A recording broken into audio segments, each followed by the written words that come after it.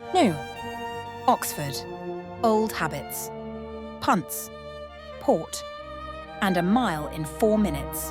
The 1950s in Oxford. While the rest of Britain was slowly shaking off rationing and learning to love the washing machine, the city of dreaming spires was an eccentric, delightful mix of post-war grit and centuries-old ceremony. If you were an undergraduate, life was a glorious contradiction. The atmosphere could be a bit rough around the edges. One account mentions New College still hosting an old water tank and ugly prefab huts. You might find yourself sharing a staircase with a Glasgow razor gang sharpening bike chains, an unusual form of post-war collegiate camaraderie, one presumes. Yet, mere steps away, you were expected to observe ancient, absurd rituals.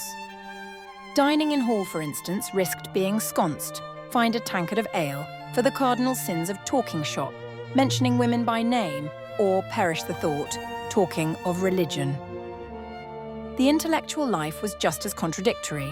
Tutors like one who'd last published in 1934, chain-smoked through tutorials, and suffered paroxysmal coughing fits, would nonetheless inspire you to challenge dogma. The town beats the gown.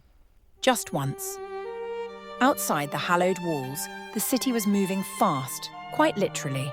On May 6, 1954, an Oxford medical student named Roger Bannister stepped onto the Iffley Road track and did what doctors and athletes had declared impossible.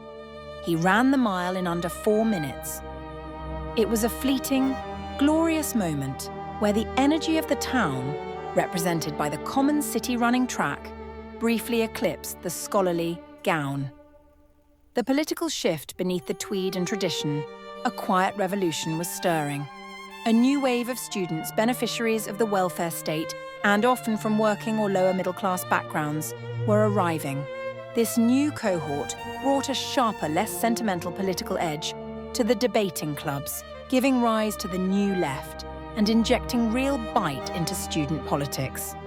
The notion of a safe revolt, like a tantrum of a spoilt child in a sturdy nursery, was starting to crumble.